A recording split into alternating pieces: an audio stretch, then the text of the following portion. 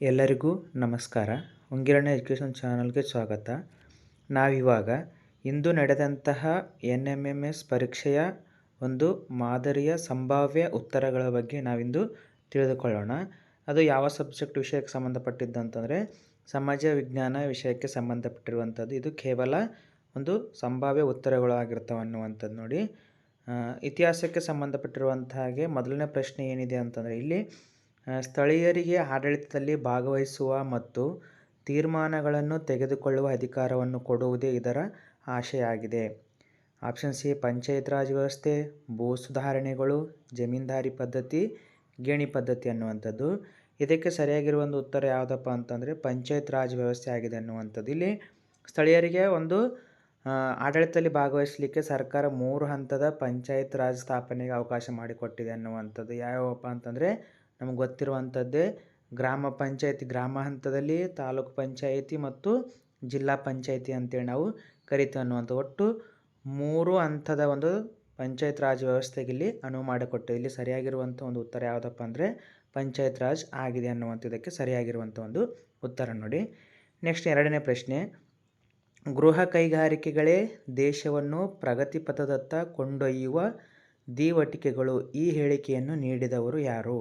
Option C ಸಾಲುಮರದ Thimmakka, LG Havanur, Mahatma Gandhiji, Nazeer Sab ಅನ್ನುವಂಥದ್ದು.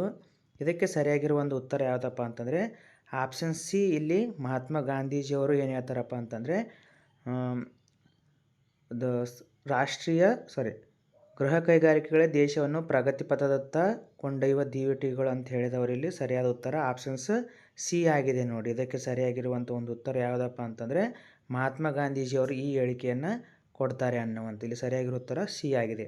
Next ಮುಂದಿನ ಪ್ರಶ್ನೆ, ಚಿತ್ರದಲ್ಲಿನ ಸ್ಮಾರಕವನ್ನು ಗುರುತಿಸಿ ಅನ್ನುವಂಥದ್ದು. ಇದು ಸ್ಮಾರಕ ಯಾವುದಕ್ಕೆ ಸಂಬಂಧಪಟ್ಟಿದೆ?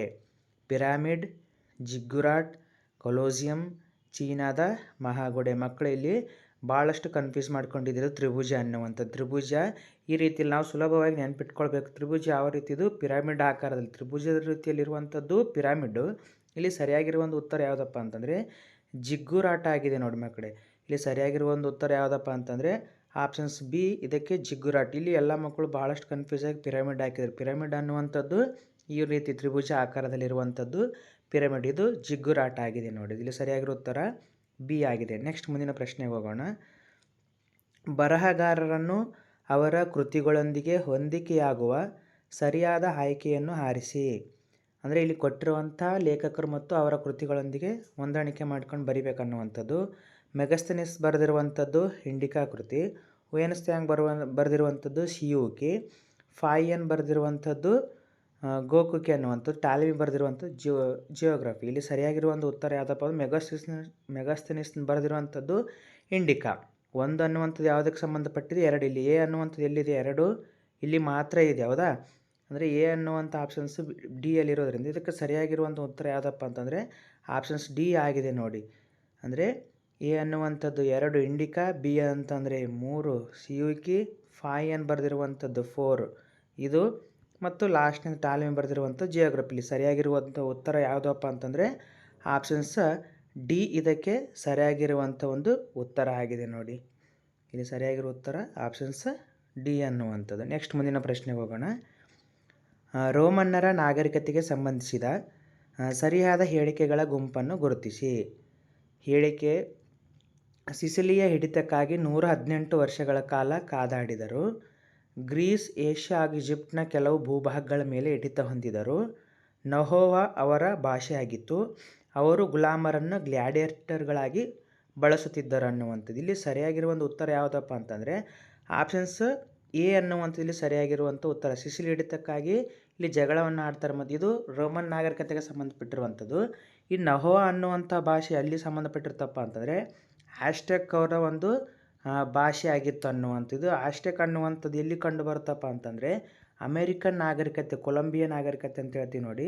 ಅಮೇರಿಕನ್ ನಾಗರಿಕತೆಯಲ್ಲಿ ಕಂಡು ಬರುವಂಥ ಭಾಷೆ ಯಾವುದಪ್ಪ ಅಂತಂದರೆ ಅದು ನಹೋವಾ ಆಗಿತ್ತು ಅನ್ನುವಂಥದ್ದು. ರೋಮನ್ನರಿಗೆ ಸಂಬಂಧಪಟ್ಟಿಲ್ಲ ಅನ್ನುವಂಥದ್ದು. ಆಪ್ಷನ್ ಸಿ ಏನಾಗಿದೆ ಇಲ್ಲಿ ಅಲ್ಲದೆ ಇರುವಂಥದ್ದು, ಇದು ಗುಂಪಿಗೆ ಸೇರದಿರೋದ್ರಿಂದ ಇಲ್ಲಿ ಸರಿಯಾಗಿರುವ ಒಂದು ಉತ್ತರ ಯಾವುದಪ್ಪ ಅಂದರೆ ಆಪ್ಷನ್ಸ ಎ ಸರಿಯಾಗಿರುವಂಥ. ಸಿ ಆಗಿರದೇ ಇರೋದ್ರಿಂದ ನಮಗಿಲ್ಲಿ ಯಾವ ರೀತಿ ಸುಲಭವಾಗಿ ನೆನ್ಪಿಟ್ಕೊಳ್ಳಿಕ್ಕೆ ಸಿ ಇದರಲ್ಲಿದೆ, ಇದರಲ್ಲಿದೆ, ಇದರಲ್ಲಿದೆ.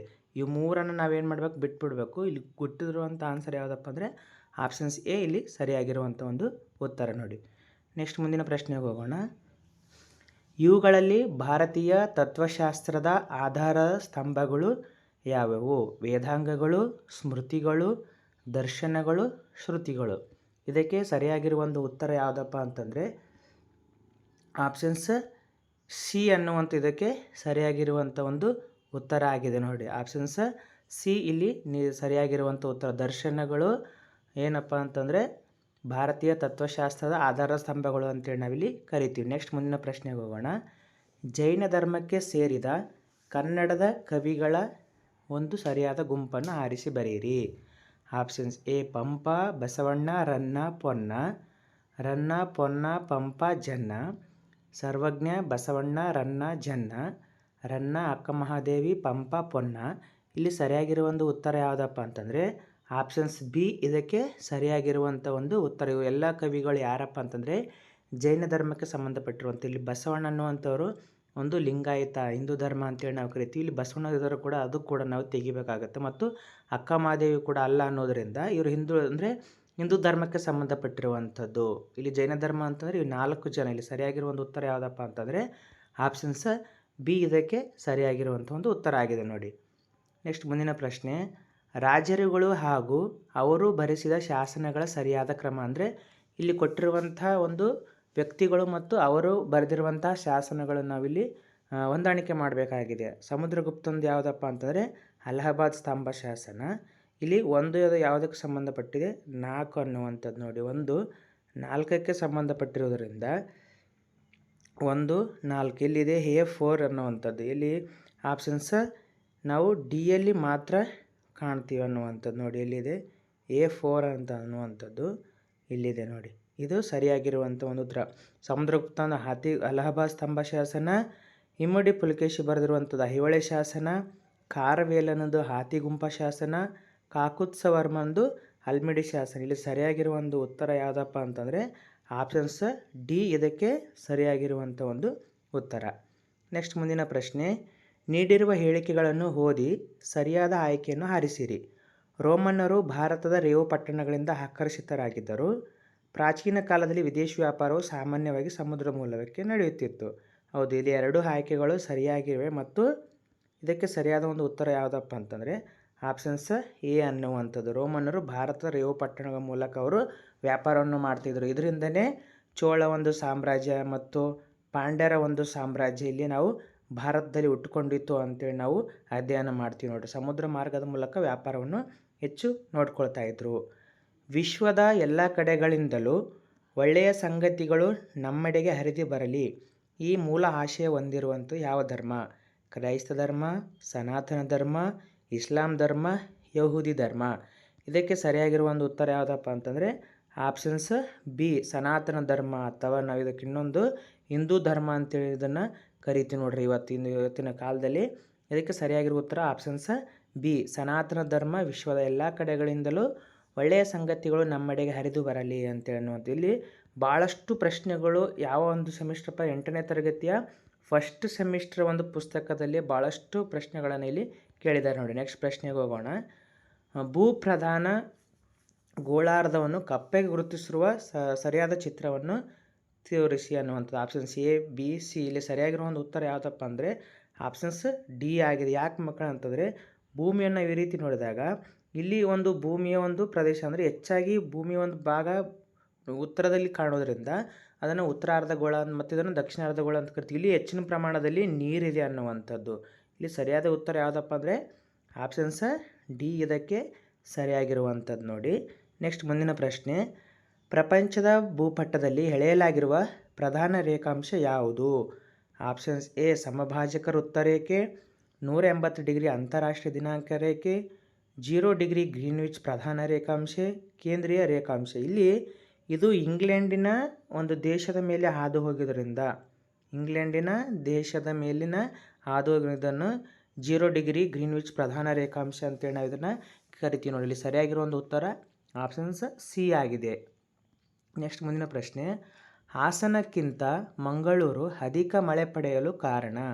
ಇದು ಗಾಳಿಗೆ ಎದುರಾಗಿರುವ ಭಾಗದಲ್ಲಿ ನೆಲೆಗೊಂಡಿರುವುದರಿಂದ, ಇದು ಗಾಳಿಗೆ ಮರೆಯಾಗಿರುವ ಭಾಗದಲ್ಲಿ ನೆಲೆಗೊಂಡಿರುವುದರಿಂದ, ಸಮಶೀತೋಷ್ಣ ವಲಯದಲ್ಲಿ ನೆಲೆಸಿರುವುದರಿಂದ, ಧ್ರುವೀಯ ಮಾರುತಗಳ ಪ್ರಭಾವದಿಂದ. ಇಲ್ಲಿ ಸರಿಯಾಗಿರುವ ಒಂದು ಉತ್ತರ ಯಾವುದಪ್ಪ ಅಂತಂದರೆ ಇದು ಆಪ್ಷನ್ಸ್ ಬಿ ಅಂತ ಹೇಳ್ತೀವಿ ನಾವು. ಇದು ಗಾಳಿಗೆ ಮರೆಯಾಗಿರುವ ಭಾಗದಲ್ಲಿರೋದ್ರಿಂದ, ಅಂದರೆ ಇದು ಮೋಡಗಳು ತರುವಂಥ ಮಳೆಯ ಒಂದು ಅನುಗುಣವಾಗಿ ಇದು ಮರೆಯಾಗಿರುವ ಕಾರಣ ಅಲ್ಲಿ ಹೆಚ್ಚು ಮಳೆಯನ್ನು ಪಡೆಯುತ್ತದೆ ಅನ್ನುವಂಥದ್ದು. ನೆಕ್ಸ್ಟ್ ಮುಂದಿನ ಪ್ರಶ್ನೆಗೆ ಹೋಗೋಣ. ಇವುಗಳಲ್ಲಿ ರಾಸಾಯನಿಕ ಕ್ರಿಯೆಗಳಿಂದಾದ ಕಣಶಿಲೆಗಳು: ಕಲ್ಲುಪ್ಪು, ಜಿಪ್ಸಮ್, ಗ್ರಾನೈಟ್, ಗ್ಯಾಬ್ರೋ, ಅಮೃತಶಿಲೆ ಮತ್ತು ವಜ್ರ, ಮರಳುಗಲ್ಲು, ಜೇಡಿಶಿಲೆ. ಇಲ್ಲಿ ಸರಿಯಾಗಿರೋ ಉತ್ತರ ಯಾವುದಪ್ಪ ಅಂದರೆ ಆಪ್ಷನ್ಸ್ ಎ ಅನ್ನುವಂಥ. ಇದು ಕೂಡ 1ನೇ ಸೆಮಿಸ್ಟ್ರಲ್ಲಿ ಇದೆ ನೋಡಿ. ಫಸ್ಟ್ ಸೆಮಿಸ್ಟರ್ ಸಮಾಜ ವಿಜ್ಞಾನ ಪುಸ್ತಕದಲ್ಲಿ ನಾವು ನೋಡ್ತೀವಿ ಅನ್ನುವಂಥದ್ದು. ನೆಕ್ಸ್ಟ್ ಮುಂದಿನ ಪ್ರಶ್ನೆ. ಅಂಟಾರ್ಟಿಕ್ ಖಂಡವು ಈ ಮಹಾಸಾಗರಗಳಿಂದ ಸುತ್ತುವರಿಯಲ್ಪಟ್ಟಿದೆ. ಇದು ಖಂಡವನ್ನು ನಾವು ಶ್ವೇತಖಂಡ ಅಂತ ಕೂಡ ಕರೀತಾರೆ ನೋಡ್ರಿ. ಅಂಟಾರ್ಟಿಕ್ ಖಂಡವನ್ನು ಶ್ವೇತಖಂಡ ಅಂತ ಕೂಡ ಅಥವಾ ವಿಜ್ಞಾನಿಗಳ ಖಂಡ ಅಂತ ಕೂಡ ಕರೀತಾರೆ. ಈ ಖಂಡವನ್ನು ವಿಜ್ಞಾನಿಗಳ ಖಂಡ, ಶ್ವೇತಖಂಡ ಅಂತ ಕರೀತಾರೆ. ಯಾವ್ಯಾವ ಸಾಗರ? ಹಿಂದೂ ಮಹಾಸಾಗರ, ಆರ್ಕಿಟಿಕ್ ಮಹಾಸಾಗರ, ಅಟ್ಲಾಂಟಿಕ್ ಮಹಾಸಾಗರ, ಪೆಸಿಫಿಕ್ ಮಹಾಸಾಗರ, ಅಟ್ಲಾಂಟಿಕ್ ಮಹಾಸಾಗರ ಮತ್ತು ಆರ್ಕಿಟಿಕ್ ಮಹಾಸಾಗರ. ಹಿಂದೂ ಮಹಾಸಾಗರ, ಪೆಸಿಫಿಕ್ ಮಹಾಸಾಗರ ಮತ್ತು ಅಟ್ಲಾಂಟಿಕ್ ಮಹಾಸಾಗರ. ಅಟ್ಲಾಂಟಿಕ್ ಮಹಾಸಾಗರ, ಆರ್ಕಿಟಿಕ್ ಮಹಾಸಾಗರ ಮತ್ತು ಪೂರ್ವ ಸೈಬೀರಿಯನ್ ಸಮುದ್ರ. ಇಲ್ಲಿ ನಾವು ಸುಲಭವಾಗಿ ನೆನ್ಪಿಟ್ಕೊಳ್ಬೇಕಪ್ಪ ಅಂತಂದರೆ, ಭೂಮಿಯನ್ನು ನಾವು ಈ ರೀತಿಯಾಗಿ ನೋಡಿದಾಗ ಇದು ಒಂದು ಅಂಟಾರ್ಟಿಕ್ ಖಂಡ ಎಲ್ಲಿ ಕಂಡು ಬರುತ್ತೆ ಅಂತ ಈ ಭಾಗದಲ್ಲಿ ಕಂಡು ಬರೋದ್ರಿಂದ ದಕ್ಷಿಣ ಭಾಗದಲ್ಲಿ ಕಂಡು ಬರುತ್ತೆ. ಇದು ಆರ್ಕಿಟಿಕ್ ಒಂದು ಸಾಗರವನ್ನು ನಾವು ಎಲ್ಲಿ ನೋಡ್ತೀವಪ್ಪ ಅಂದರೆ ಉತ್ತರ ಭಾಗದಲ್ಲಿ ನಾವು ನೋಡ್ತೀವಿ. ಈ ಉತ್ತರ ಭಾಗದಲ್ಲಿ ನೋಡೋದ್ರಿಂದ ಇದನ್ನು ನಾವು ಕ್ಯಾನ್ಸಲ್ ಮಾಡಬೇಕು. ಯಾವುದನ್ನು?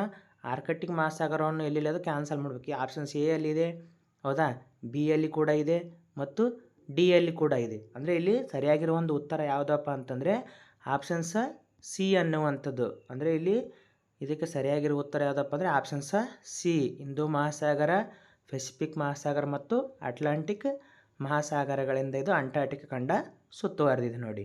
ನೆಕ್ಸ್ಟ್ ಮುಂದಿನ ಪ್ರಶ್ನೆ. ಆಸ್ಟ್ರೇಲಿಯಾವು ಭೂಪಟದಲ್ಲಿ ಎಳೆಯಲಾಗಿರುವ ಎಕ್ಸ್ ಮತ್ತು ವಾಯ್ ಗೆರೆಗಳ ಪ್ರತಿನಿಧಿಸುವುದು.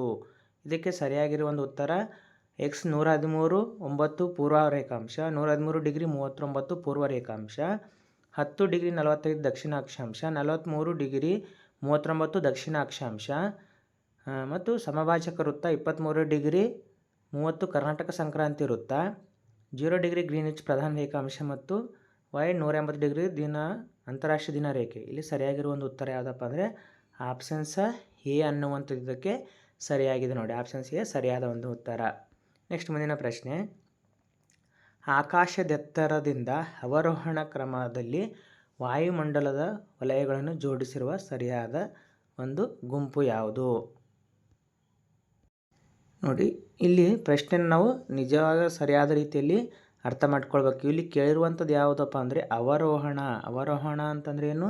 ಇಳಿಕೆ ಕ್ರಮದಲ್ಲಿ ಅನ್ನುವಂಥದ್ದು. ಮೇಲ್ಗಡೆಯಿಂದ ಹಿಮ್ಮುಖವಾಗಿ ನಾವು ಯಾವ ಆಟದಲ್ಲಿ ನೋಡ್ತೀವಿ. ಆರೋಹಣ ಅಂತಂದ್ರೆ ಏನು? ಆರುವುದು, ಮೇಲೆ ಹೋಗುವುದು ಅನ್ನುವಂಥದ್ದು. ಇಲ್ಲಿ ಅವರೋಹಣ ಕೇಳಿದರೆ ಅಂದರೆ ನಾವು ಹಿಮ್ಮುಖವಾಗಿ ಕೆಳಭಾಗದಲ್ಲಿ ಯಾವುದನ್ನು ನೋಡ್ತೀವಿ ಅಂತಂದರೆ ಫಸ್ಟ್ ನಾವು ಪರಿವರ್ತನ ಮಂಡಲವನ್ನು ನೋಡ್ತೀವಿ ಅನ್ನುವಂಥದ್ದು. ಆಮೇಲೆ ಯಾವ್ದು ನೋಡ್ತೀವಿ? ಸಮೋಷ್ಣ ಮಂಡಲ, ಆಮೇಲೆ ಮಧ್ಯಂತರ ಮಂಡಲ, ಉಷ್ಣಮಂಡಲ, ಕೊನೆಯದಾಗಿ ನಾವು ಬಾಹ್ಯ ಮಂಡಲವನ್ನು ನಾವು ನೋಡ್ತೀವಿ. ಇಲ್ಲಿ ಇದಕ್ಕೆ ಉಲ್ಟಾ ಕೇಳಿದ್ದಾರೆ. ಹೌದಾ? ಕೊನೆಯದಾಗಿ ಯಾವ್ದು ಬರುತ್ತೆ? ಉಷ್ಣಮಂಡಲ ಬರುತ್ತೆ. ಇಲ್ಲಿ ಸರಿಯಾಗಿರೋ ಒಂದು ಉತ್ತರ ಯಾವುದು? ಆಪ್ಷನ್ಸ್ ಸಿ ಅನ್ನುವಂಥದ್ದು. ನೋಡಿ ಎಲ್ಲಿದೆ ಸಿ ಅನ್ನುವಂಥದ್ದು ಇಲ್ಲಿ ಫಸ್ಟ್ ನಾವು ಕಾಣಬೇಕು. ಇಲ್ಲಿ ಸರಿಯಾಗಿರೋ ಉತ್ತರ ಯಾವುದಪ್ಪ ಅಂತಂದರೆ ಆಪ್ಷನ್ಸ್ ಎ ಅನ್ನುವಂಥ. ಅವರೋಹಣ ಕೇಳಿದ್ದಾರೆ ಅವರು ಇಳಿಕೆ ಕ್ರಮದಲ್ಲಿ. ಆದ್ದರಿಂದ ಇಲ್ಲಿ ಎ ಅನ್ನುವಂಥದ್ದು ಸರಿಯಾಗಿದೆ ನೋಡಿ. ಫಸ್ಟ್ ನಾವು ಕೊನೆಯದಾಗಿ ನೋಡ್ತೀವಿ ಉಷ್ಣತ ಮಂಡಲ, ಅದರ ಕೆಳಗಡೆ ಯಾವ್ದು ನೋಡ್ತೀವಿ? ಮಧ್ಯಂತರ ಮಂಡಲ, ಅದರ ಕೆಳಗಡೆ ಯಾವ್ದು ನೋಡ್ತೀವಿ? ಸಮೋಷ್ಣ ಮಂಡಲ, ಪೂರ ಕೆಳಗಡೆ ನಾಂಬಲಿರುವಂಥದ್ದು ಪರಿವರ್ತನ ಮಂಡಲ. ಅವರೋಹಣ ಇಳಿಕೆ ಕ್ರಮದಲ್ಲಿ ಅದು ಪ್ರಶ್ನೆಯನ್ನು ಕೇಳಿದ್ದಾರೆ ನೋಡಿ. ಇಲ್ಲಿ ನಿಜವಾದ ಸರಿಯಾದ ಉತ್ತರ ಯಾವುದಪ್ಪ ಅಂದರೆ ಆಪ್ಷನ್ಸ್ ಎ ಇದಕ್ಕೆ ಸರಿಯಾಗಿರುವಂಥ ಉತ್ತರ. ನೆಕ್ಸ್ಟ್ ಮುಂದಿನ ಪ್ರಶ್ನೆ. ಇವುಗಳಲ್ಲಿ ಸರಿಯಾಗಿ ಹೊಂದಿಕೆಯಾಗಿರುವ ಸ್ಥಳೀಯ ಮಾರುತಗಳು ಮತ್ತು ಅದಕ್ಕೆ ಸಂಬಂಧಿಸಿದ ದೇಶಗಳು ಯಾವ್ಯಾವು? ಲೂ ಅನ್ನುವಂಥದ್ದು ಯಾವುದು? ಭಾರತ. Mistral France. ಇಲ್ಲಿ ಒಂದು ನೆನ್ಪಿಡ್ಬೇಕಾಗತ್ತೆ ನೋಡಿ. ಲೂ ಅನ್ನುವಂಥದ್ದು ಭಾರತ. ಒಂದು ಡಿ ಎಲ್ಲಿದೆ ನೋಡಿ? ಒಂದು ಡಿ ಅನ್ನುವಂಥದ್ದು ಕೇವಲ ಇಲ್ಲಿ ನಾವು ಆಪ್ಷನ್ಸ್ ಎ ಅಲ್ಲಿ ಮಾತ್ರ ಕಾಣ್ತೀವಿ. ಹೌದಾ? ಒಂದು ಡಿ ಎಲ್ಲಿದೆಯಪ್ಪ ಅಂದರೆ ಆಪ್ಷನ್ಸ್ ಎ ಇದೆ. ಸರಿಯಾಗಿರುವ ಒಂದು ಉತ್ತರ ಯಾವುದಪ್ಪ ಅಂದರೆ ಆಪ್ಷನ್ಸ್ ಎ ಸರಿಯಾಗಿರುವಂಥ ಒಂದು ಉತ್ತರ ಆಗಿದೆ. ನೆಕ್ಸ್ಟ್ ಮುಂದಿನ ಪ್ರಶ್ನೆ ಹೋಗೋಣ. ರಾಜ್ಯಶಾಸ್ತ್ರ ವಿಷಯಕ್ಕೆ ಸಂಬಂಧಪಟ್ಟಿರುವಂಥದ್ದು. ರಾಜ್ಯಶಾಸ್ತ್ರದ ಮಾಹಿತಿಗಳನ್ನು ಹೊಂದಿರುವ ಕೌಟಿಲ್ಯನ ಕೃತಿ ಯಾವುದು? ಪಾಲಿಟಿಕ್ಸ್, ರಿಪಬ್ಲಿಕ್, ಇಂಡಿಕಾ, ಅರ್ಥಶಾಸ್ತ್ರ. ಇದಕ್ಕೆ ಸರಿಯಾಗಿರೋ ಉತ್ತರ ಯಾವುದಪ್ಪ ಅಂದರೆ ಅರ್ಥಶಾಸ್ತ್ರ ಕೃತಿಯನ್ನು ಈತ ಬರೀತಾನೆ ನೋಡ್ರಿ. ಯಾರು? ಕೌಟಿಲ್ಯನ ಬರೆದಂಥ ಕೃತಿ ಅರ್ಥಶಾಸ್ತ್ರ. ಇದು ಸರಿಯಾದ ಉತ್ತರ ಡಿ ಆಗಿದೆ. ವಿದೇಶಿಯರಿಗೆ ಸಂಬಂಧಿಸಿದಂತೆ ಸರಿಯಾದ ಹೇಳಿಕೆಯನ್ನು ಗುರುತಿಸಿ. ಇವರು ನಮ್ಮ ದೇಶದ ಶಾಶ್ವತ ನಿವಾಸಿಗಳಾಗಿರುತ್ತಾರೆ. ಇವರು ನಮ್ಮ ದೇಶದಲ್ಲಿ ರಾಜಕೀಯ ಹಕ್ಕುಗಳನ್ನು ಅನುಭವಿಸುತ್ತಾರೆ. ಇವರಿಗೆ ಯಾವುದೇ ಸಮಯದಲ್ಲಿ ನಮ್ಮ ದೇಶ ಬಿಟ್ಟು ಹೋಗುವಂತೆ ಆದೇಶಿಸಬಹುದು. ಇವರು ನಮ್ಮ ಎಲ್ಲ ಸಾರ್ವಜನಿಕ ಸೇವೆಗಳ ನೇಮಕಾತಿಗೆ ಅರ್ಹತೆ ಹೊಂದಿರುತ್ತಾರೆ. ಇಲ್ಲಿ ಸರಿಯಾಗಿರುವ ಒಂದು ಉತ್ತರ ಯಾವುದಪ್ಪ ಅಂತಂದರೆ ಇವರು ಯಾವುದೇ ಸಮಯದಲ್ಲಿ ನಮ್ಮ ದೇಶವನ್ನು ಬಿಟ್ಟು ಹೋಗುವಂತೆ ಆದೇಶಿಸಬಹುದು ಅನ್ನುವಂಥದ್ದು. ಮತ್ತು ಆಪ್ಷನ್ಸ್ ಡಿ ಕೂಡ ಇಲ್ಲಿ ಸರಿಯಾಗಿ. ಇದಕ್ಕೆ ಸರಿಯಾಗಿರುವಂಥ ಉತ್ತರ ಯಾವುದಪ್ಪ ಅಂದರೆ ಆಪ್ಷನ್ಸ್ ಎ ಇದಕ್ಕೆ ಸರಿಯಾಗಿರುವಂಥ ಒಂದು ಉತ್ತರ ಆಗಿದೆ. ಇವರು ನಮ್ಮ ದೇಶದ ಆಪ್ಷನ್ಸ್ ಎ ಇದಕ್ಕೆ ಸರಿಯಾಗಿರುವಂಥ ಒಂದು ಉತ್ತರ ಆಗಿದೆ. ಇವರಿಗೆ ನಾವು ಯಾವುದೇ ಸಮಯದಲ್ಲಿ ದೇಶ ಬಿಟ್ಟು ಹೋಗುವಂತೆ ಆದೇಶಿಸಬಹುದು. ಇದಕ್ಕೆ ಸರಿಯಾಗಿರುವ ಒಂದು ಉತ್ತರ ಯಾವುದಂದರೆ ಆಪ್ಷನ್ಸ್ ಎ ಆಗಿದೆ, ಸಿ ಆಗಿದೆ ನೋಡಿ. ನೆಕ್ಸ್ಟ್ ಮುಂದಿನ ಪ್ರಶ್ನೆ.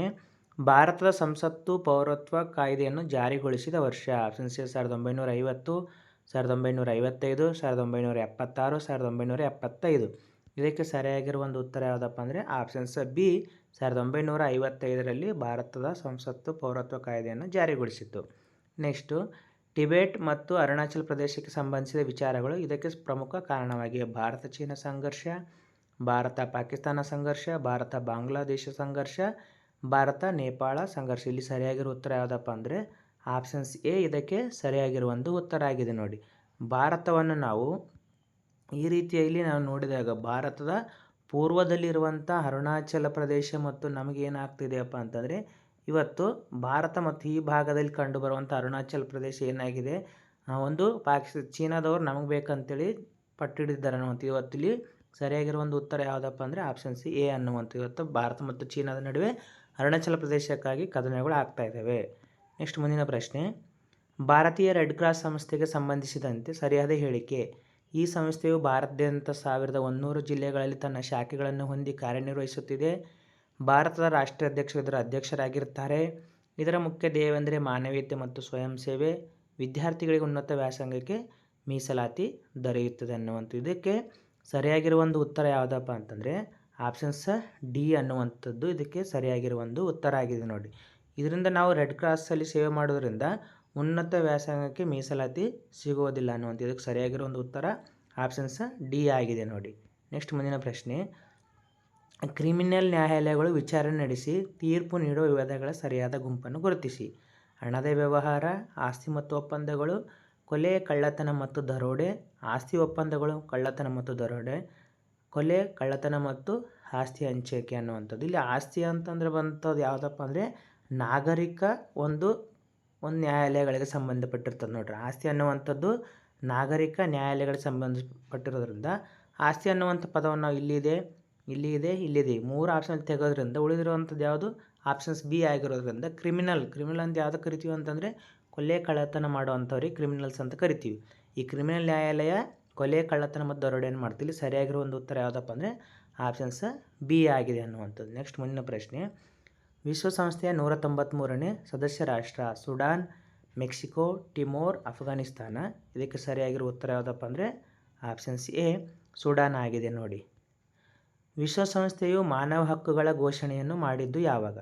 1948 ಡಿಸೆಂಬರ್ 10, 1945 ಅಕ್ಟೋಬರ್ 24, 1950 ಜನವರಿ 26, 1991 ನವೆಂಬರ್ 20. ಇಲ್ಲಿ ಸರಿಯಾಗಿರೋ ಒಂದು ಉತ್ತರ ಆಪ್ಷನ್ಸ್ ಎ 1948 ಡಿಸೆಂಬರ್ 10ರಂದು ವಿಶ್ವಸಂಸ್ಥೆಯು ಮಾನವ ಹಕ್ಕುಗಳ ಘೋಷಣೆಯನ್ನು ಮಾಡಿದೆ. ಸಮಾಜಶಾಸ್ತ್ರವನ್ನು ವಿಜ್ಞಾನವನ್ನಾಗಿ ಮಾಡಲು ಶ್ರಮಿಸಿದವರು ಯಾರು? August Kamte, Albert Spencer, Emily Durkheim, Max weber. ಇಲ್ಲಿ ಸರಿಯಾಗಿರೋ ಉತ್ತರ ಯಾವುದಪ್ಪ ಅಂದರೆ ಆಗಸ್ಟ್ ಕಾಮ್ಟೆಯೇ ಸರಿಯಾಗಿರೋ ಉತ್ತರ ನೋಡಿರಿ. ಸಮಾಜಶಾಸ್ತ್ರವನ್ನು ವಿಜ್ಞಾನವನ್ನಾಗಿ ಮಾಡಲು ಶ್ರಮಿಸಿದವರು ಆಗಸ್ಟ್ ಕಾಮ್ಟೆ. ಆದ್ದರಿಂದ ಇವರನ್ನು ಸಮಾಜಶಾಸ್ತ್ರದ ಪಿತಾಮಹ ಅಂತೇಳಿ ಕರೀತಾರೆ ನೋಡಿ. ಯಾರನ್ನು? ಆಗಸ್ಟ್ ಕಾಮ್ಟೆಯನ್ನು ಸಮಾಜಶಾಸ್ತ್ರದ ಪಿತಾಮಹ, ವಿಜ್ಞಾನದ ಒಂದು ಸ್ಥಾನಮಾನ ಕೊಡಲಿಕ್ಕೆ ಭಾಳಷ್ಟು ಶ್ರಮಿಸಿದವರು. ದೈನಂದಿನ ಊಟ ಮಾಡುವುದು, ನಿದ್ರಿಸುವುದು, ಪರಿಚಿತರಿಗೆ ಶುಭಾಶಯ ಕೋರುವುದು ಇತ್ಯಾದಿಗಳು ಇವುಗಳಿಗೆ ಉದಾಹರಣೆಗಳಾಗಿವೆ. ಆಪ್ಷನ್ಸ್ ಎ ನಂಬಿಕೆಗಳು, ಮೌಲ್ಯಗಳು, ನಿಯಮಗಳು, ಲೋಕರೂಢಿಗಳು. ಇಲ್ಲಿ ಸರಿಯಾಗಿರೋ ಉತ್ತರ ಆಪ್ಷನ್ ಸಿ ಇದು ಲೋಕರೂಢಿಗಳಿಗೆ ಸಂಬಂಧಪಟ್ಟಿರುವಂಥದ್ದು. ಎಲ್ಲ ಆರ್ಥಿಕ ಚಟುವಟಿಕೆಗಳ ಮೂಲ ಇವುಗಳೇ ಆಗಿವೆ. ಆಪ್ಷನ್ ಸಿ ನಂಬಿಕೆಗಳು, ಬಯಕೆಗಳು, ಸೌಲಭ್ಯಗಳು, ಸಂಪತ್ತು. ಅಂದರೆ ನಾವು ಪ್ರತಿಯೊಂದು ಯಾವುದೇ ಚಟುವಟಿಕೆ ಮಾಡಿದ್ರೂ ಕೂಡ ಅದಕ್ಕೆ ಮೂಲ ಒಂದು ಕಾರಣ ಯಾರಪ್ಪ ಅಂದರೆ ಬಯಕೆಗಳು ಅಂತ ಹೇಳ್ತೀವಿ. ನಮ್ಮಲ್ಲಿರುವಂಥ ಆಸೆಗಳೇ ಹೆಚ್ಚು ಬೆಳಿಬೇಕು, ಹೆಚ್ಚು ಖರ್ಚು ಮಾಡಬೇಕು, ಹೆಚ್ಚು ನಾವು ತಿನ್ನಬೇಕು, ಉಣ್ಣಬೇಕು, ಈ ರೀತಿಯಾದಂಥ ಬಯಕೆಗಳಿರೋದರಿಂದ ಆರ್ಥಿಕ ಚಟುವಟಿಕೆಗಳು ಅನ್ನುವಂಥದ್ದು ಆಗ್ತವೆ. ನೆಕ್ಸ್ಟ್ ಮುಂದಿನ ಪ್ರಶ್ನೆ, ನೀಡಿರುವ ಹೇಳಿಕೆಗಳನ್ನು ಓದಿ ಸರಿಯಾದ ಆಯ್ಕೆಯನ್ನು ಆರಿಸಿರಿ. ಹೇಳಿಕೆ 1, ಅರ್ಥಶಾಸ್ತ್ರವು ಬಡತನ, ನಿರುದ್ಯೋಗ, ಆರ್ಥಿಕ ಅಸಮಾನತೆಯಂಥ ಸಮಸ್ಯೆಗಳನ್ನು ಅರಿತುಕೊಳ್ಳಲು ಮತ್ತು ಪರಿಹಾರ ಕಂಡುಕೊಳ್ಳಲು ಸಹಕರಿಸುತ್ತದೆ. ಮಿತವಾದ ಸಂಪನ್ಮೂಲಗಳಿಂದ ನಮ್ಮ ಅಪರಿಮಿತವಾದ ಬಯಕೆಗಳನ್ನು ತೃಪ್ತಿಪಡಿಸಲು ಪರಿಹಾರಗಳನ್ನು ಕಂಡುಕೊಳ್ಳಲು ಇದು ಅವಕಾಶ ಒದಗಿಸುತ್ತದೆ. ಇಲ್ಲಿ ಹೇಳಿಕೆ 1, 2 ಸರಿಯಾಗಿದೆ ನೋಡಿ. ಇದಕ್ಕೆ ಸರಿಯಾಗಿರುವ ಒಂದು ಉತ್ತರ ಯಾವುದಪ್ಪ ಅಂದರೆ ಆಪ್ಷನ್ಸ್ ಡಿ ಇದಕ್ಕೆ ಸರಿಯಾಗಿರುವಂಥ ಒಂದು ಉತ್ತರ ಆಗಿದೆ. ನೆಕ್ಸ್ಟ್ ಮುಂದಿನ ಪ್ರಶ್ನೆ, ಸರಕುಗಳ ಸಂಗ್ರಹಣೆ, ಸಾಗಾಟ ಮತ್ತು ಮಾರಾಟ ಇವು ಸೇರಿರುವ ಆರ್ಥಿಕ ಚಟುವಟಿಕೆ ಯಾವುದು? ವಿತರಣೆ. ಆಪ್ಷನ್ ಸಿ ಉತ್ಪಾದಕ ಚಟುವಟಿಕೆ, ಅನುಭೋಗಿ ಚಟುವಟಿಕೆ, ವಿನಿಮಯ ಚಟುವಟಿಕೆ, ವಿತರಣೆ ಚಟುವಟಿಕೆ. ಇಲ್ಲಿ ಸರಿಯಾಗಿರೋ ಒಂದು ಉತ್ತರ ಯಾವುದಪ್ಪ ಅಂದರೆ ವಿತರಣೆಯ ಚಟುವಟಿಕೆಗಳು ಇದಕ್ಕೆ ಸರಿಯಾಗಿರುವ ಒಂದು ಉತ್ತರ. ನೆಕ್ಸ್ಟ್ ಮುಂದಿನ ಪ್ರಶ್ನೆ, ಸರಕುಗಳನ್ನು ಕೊಳ್ಳುವುದು ಮತ್ತು ಗ್ರಾಹಕರಿಗೆ ಮಾರಾಟ ಮಾಡುವುದನ್ನು ಹೀಗೆನ್ನುವರು? ಆಪ್ಷನ್ ಸಿ ವ್ಯಾಪಾರ, ಜಾಹೀರಾತು, ಸಂಪ್ರದಾಯ, ವೃತ್ತಿ. ಇದಕ್ಕೆ ಸರಿಯಾಗಿರೋ ಉತ್ತರ ಯಾವುದಂದರೆ ವ್ಯಾಪಾರ ಅಂತೀವಿ ನೋಡಿ. ಅಂದರೆ ಯಾವುದೇ ಒಂದು ಸರಕುಗಳನ್ನು ನಾವು ಕೊಳ್ತೀವಿ ಮತ್ತು ಮತ್ತೊಬ್ಬರಿಗೆ ಮಾರಾಟ ಮಾಡೋದಕ್ಕೆ ನಾವಿಲ್ಲಿ ವ್ಯಾಪಾರ ಅಂತೇಳಿ ನಾವು ಹೇಳ್ಬೋದು. ನೆಕ್ಸ್ಟು, ಜನರಿಗೆ ಉದ್ಯೋಗ ಕಲ್ಪಿಸಿ ಅವರ ಜೀವನ ಮಟ್ಟ ಸುಧಾರಿಸುವುದು ವ್ಯವಹಾರದ ಈ ಬಗೆಯ ಉದ್ದೇಶವಾಗಿದೆ. ಉದ್ಯೋಗದಿಂದ ನಮಗೇನು ಸಿಗುತ್ತೆ? ಹಣ ಸಿಗುತ್ತೆ. ಹಣ ಅನ್ನುವಂಥದ್ದು ಯಾವುದಕ್ಕೆ ಸಂಬಂಧಪಟ್ಟಿದೆ? ಆರ್ಥಿಕ ಚಟುವಟಿಕೆ. ಆದ್ದರಿಂದ ಇಲ್ಲಿ ಸರಿಯಾಗಿರುವ ಒಂದು ಉತ್ತರ ಯಾವುದಪ್ಪ ಅಂದರೆ ಆಪ್ಷನ್ ಸಿ ಎ ಇದಕ್ಕೆ ಸರಿಯಾದ ಒಂದು ಉತ್ತರ ಆಗಿದೆ ನೋಡಿ. ಆರ್ಥಿಕ ಚಟುವಟಿಕೆ, ಸಾಮಾಜಿಕ ಚಟುವಟಿಕೆ, ರಾಜಕೀಯ, ಸಾಂಸ್ಕೃತಿಕ. ಇಲ್ಲಿ ಸರಿಯಾದ ಒಂದು ಉತ್ತರ ಯಾವುದಪ್ಪ ಅಂದರೆ ಆರ್ಥಿಕ ಒಂದು ಇದಕ್ಕೆ ಸರಿಯಾಗಿರುವ ಒಂದು ಉತ್ತರ ಆಗಿದೆ ನೋಡಿ. ನೆಕ್ಸ್ಟ್ ಮುಂದಿನ ಪ್ರಶ್ನೆ, ಸಂಚಾರಿ ವ್ಯಾಪಾರಿಗಳಿಗೆ ಉತ್ತಮ ಉದಾಹರಣೆ? ಜನತಾ ಬಜಾರ್, ತಲೆವರೆ ವ್ಯಾಪಾರಿಗಳು, ಆಮದುದಾರರು, ಪಡಿತರ, ನ್ಯಾಯಬೆಲೆ ಅಂಗಡಿ. ಅವರೇ ನೋಡಿ, ಸಂಚಾರ ಅಂತಂದರೆ ತಿರುಗಾಡುವಂಥದ್ದು, ತಲೆ ಮೇಲೆ ಹೊತ್ಕೊಂತ ಮಾರಾಟ ಮಾಡೋರಿಗೆ ಇಲ್ಲಿ ಸರಿಯಾದ ಒಂದು ಉತ್ತರ ಯಾವುದಪ್ಪ ಅಂದರೆ ತಲೆವರೆ ವ್ಯಾಪಾರಿಗಳು ಸಂಚಾರಿ ವ್ಯಾಪಾರಿಗಳಿಗೆ ಉತ್ತಮ ಒಂದು ಉದಾಹರಣೆ ಆಗಿದ್ದಾರೆ. ನೆಕ್ಸ್ಟ್ ಮುಂದಿನ ಪ್ರಶ್ನೆ, ಇವುಗಳಲ್ಲಿ ಲಾಭಕೋರತನಕ್ಕೆ ಒಂದು ಉದಾಹರಣೆ? ಸಾರ್ವಜನಿಕ ವಿತರಣಾ ವ್ಯವಸ್ಥೆ, ಗ್ರಾಹಕರ ಸಹಕಾರ ಸಂಘಗಳು, ಕಾಳಸಂತೆ, ಜನತಾ ಬಜಾರ್. ಇಲ್ಲಿ ಸರಿಯಾದ ಉತ್ತರ ಯಾವುದಪ್ಪ ಅಂದರೆ ಆಪ್ಷನ್ಸ್ ಸಿ ಕಾಳಸಂತೆ ಅಂತೇಳಿ ನಾವಿಲ್ಲಿ ಹೇಳ್ತೀವಿ ನೋಡಿ. ಕಾಳಸಂತೆಯಲ್ಲಿ ಲಾಭಕೋರತನಕ್ಕೆ ಒಂದು ಉತ್ತಮ ಉದಾಹರಣೆಯಾಗಿದೆ. ಇಲ್ಲಿ ಸರಿಯಾದ ಉತ್ತರ ಆಪ್ಷನ್ಸ್ ಸಿ ಆಗಿದೆ ಅನ್ನುವಂಥ ಇಷ್ಟು ಈ ಒಂದು ಇತಿಹಾಸ ವಿಷಯಕ್ಕೆ ಸಂಬಂಧಪಟ್ಟಿರುವಂಥದ್ದು. ಮುಂದಿನ ತರಗತಿಯಲ್ಲಿ ವಿಜ್ಞಾನ ಮತ್ತು ಗಣಿತಕ್ಕೆ ತಿಳಿದುಕೊಳ್ಳೋಣ. ಧನ್ಯವಾದಗಳು.